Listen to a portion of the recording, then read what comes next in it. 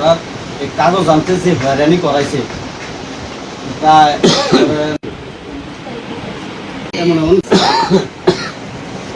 এক পিস কাগজ 2 টাকা করে নেয়। কাগজ আমি দিলি তোমরা এই সবটাই আমাদের পেন ড্রাইভে নিয়ে নেবে। তোমরা কাগজের জেরক্স করে পুষে তোমরা সবটা করে কি বলবো আপনি কারে কইছেন তুমি নারী একজন ইয়া ছিল এসআই ছিল ঠিক আছে এতে ওই সময় কাটা ছিল না জলটা খাইছে তখন ওই সে কইছে যে মা তুমি আমার এইভাবে তৈরি করছো তুমি হাঁটতে দিছো না জিততে দিছো থানার যে আবার তারা রং লাগাইছে অনেক রকমের ম্যাজিস্ট্রেটে নিজে করছে ভিডিও আছে ম্যাজিস্ট্রেটে বয়ান দিতে সময় রিপোর্টাররা ছিল ওই জন্য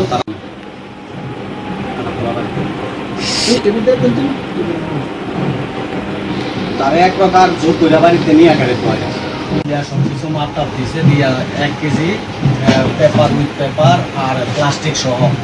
আমি তো এটা বলবি তো আমি এই এরকম একটা বাড়িতে আইছি প্রসঞ্জিতের বাড়িতে আইছি আমি ব্যক্তিগতভাবে খুবই গর্বিত যে এই করাপশনের বিরুদ্ধে সে যে লড়াইটা লড়তেছে এটা তো আপনি গর্ববোধ করার কথা। আপনি একদম কাঁদবেন না। আপনি একটা সুসন্তান এই সমাজের লেগে আপনি জন্ম দিয়েছেন যে পরের জন্য লড়াই করতেছে করাপশনের এগেইনস্টে লড়াই করতেছে।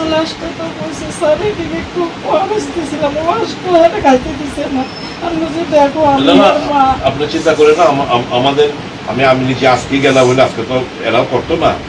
কালকে আমাদের যুব কংগ্রেসের প্রেসিডেন্ট নীলকমল সাহা ও এবং আমাদের চয়নজিৎ লস্কর ওরা ওর সঙ্গে কালকে কথা খুব আমি কি করতে হবে আমি কই গাড়ি দিয়ে আইতে আপনি একদম ঘাবড়াবেন একদম ঘাবড়াবেন। এরা রাখতেও পারতো না বেশি দিন। আমি একটু আপনি একটু ধৈর্য ধরেন এরা রাখতে পারবে না ভেতরে।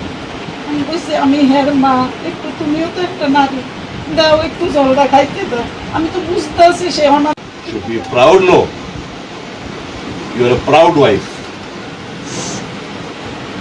তুমি গর্বের সাথে কইবা মাথা উঁচু করে চলবা তোমার স্বামী আমি তাকে স্যালুট জানাই। এই লড়াইটা কি তার ব্যক্তিগত লাভের লিগা? লাভ যদি চিন্তা করতে সে আজকে শাসকের সঙ্গে মিশা থাকতো। শাসকের সঙ্গে না এই অবস্থায় তো আমরা অনেক টাকা অফার করছি তাই না? তুমি চিন্তা এরকম সন্তান কটা আছে কম না আমাদের তোমরা একটা আমাদের এই যে 5-6টা ভাই আর যারা আমরা শুভাকাঙ্ক্ষী আছি এবং কটা আছে কম না।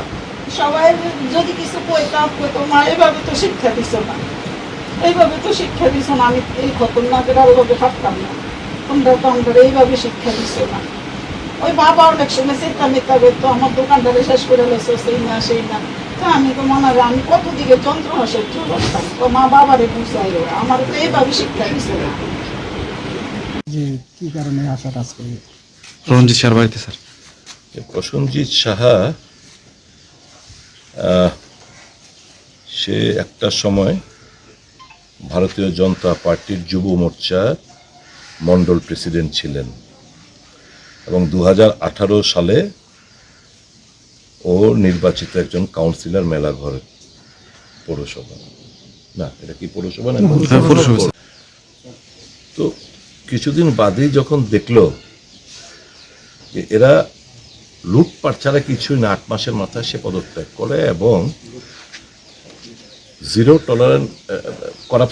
করাপশন নামে একটা সংগঠন তৈরি করেন এবং একজন সক্রিয় আরটিআই অ্যাক্টিভিস্ট বিভিন্ন করাপশনের সাথে তথ্যাদি উনি আরটিআই এর মাধ্যমে সংগ্রহ করেন এবং এই করতে গিয়ে সে লোক আয়ুক্তের কাছে মামলা করেন। তাকে ফাঁসানো হয়েছে গত 12 তারিখ। বাড়িতে ছিল ওর শ্বশুরমশাইয়ের একটা গাড়ি মারুতি ভ্যান একটা গাড়ি অনেক দূরে রাখা তো কাজটা লাগেও না তো কাজ খুলে কেউ না কে বা কাহারা একটা কেজি খানেক কিংবা 1.5 কেজি ওজনের কিছু গাঁজা রেখে সেদিন ও তৈরি হচ্ছিল ওই ক্রস এক্সামিনেশন এই চেয়ারপারসনের বিরুদ্ধে এবং আরো যারা রয়েছেন তাদের ক্রস এক্সামিনেশন হওয়ার কথা লোক আয়ত্তে ও যাবে ওখানে। ওকে ইন্টেনশনালি এই এনডিপিএস কেসে গাঁজা ও গাড়ির মধ্যে রেখে অন্যায়ভাবে তাকে গ্রেপ্তার করেছে এবং অন্যায়ভাবে তাকে এই এনডিপিএস কেসে এন্টেঙ্গেল করেছে। যে লুটেরারদের বিরুদ্ধে যে আওয়াজ তুলবে তারই পরিণত হবে, এই বার্তাটা দিতে চাইছি। এই খবরটা আমাদের কাছে যখন আসে, আমাদের দলের লোকও না, সে এখন কোনো দলের সাথে জড়িতও নেই, সে একজন সমাজকর্মী, একদম ভালো কাজে লিপ্ত, সে মানুষের হয়ে লড়াইটা লড়তে চাইছে। এদের আরও কয়েকজন রয়েছে এদের সাথে, ভালো ভালো ছেলেরা, তাদের বিরুদ্ধে নানাভাবে তাদেরকে ফাঁসানোর চেষ্টা হচ্ছে। অনেক রফা যাদের বিরুদ্ধে করাপশন এক্সপোজ করতে গিয়ে তাদের কাছে রফার জন্য অর্থের বিনিময়ে তাদেরকে কেনার চেষ্টা হয়েছিল, সে রাস্তায় হাঁটেনি। তারা বলছেন নাথিং ডুইং, আমরা মানুষের টাকা এটা অপচয় হচ্ছে, লুটে ফুটে খাচ্ছে, এর বিরুদ্ধে আমরা লড়াইটা যে নেমেছি এটা সার্থকতা লাভ করতে হবে এবং লোকায়ুক্ত মামলা করেছেন। কিরকম সরকার একটা কেস ইতিমধ্যে ফাইন্ডিং সহ সরকারের গোচর এনেছে তাদের বিরুদ্ধে প্রসিড করার জন্য, সরকার এখন অনুমোদন দেয়নি। লোক আয়ুক্ত সরকারের অনুমোদন ছাড়া তাদের প্রসিড করতে পারে না।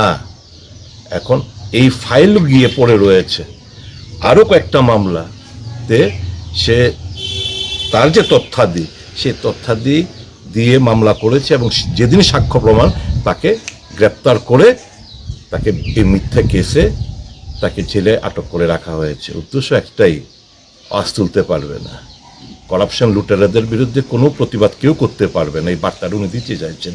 তো এই খবরটা পেয়ে আজকে আমি এসছি, পরিবারদের সঙ্গে কথাবার্তা বলেছি, আরও যারা এই সংগঠনের সাথে জড়িত যারা রয়েছেন তাদের সঙ্গে কথাবার্তা বলেছি।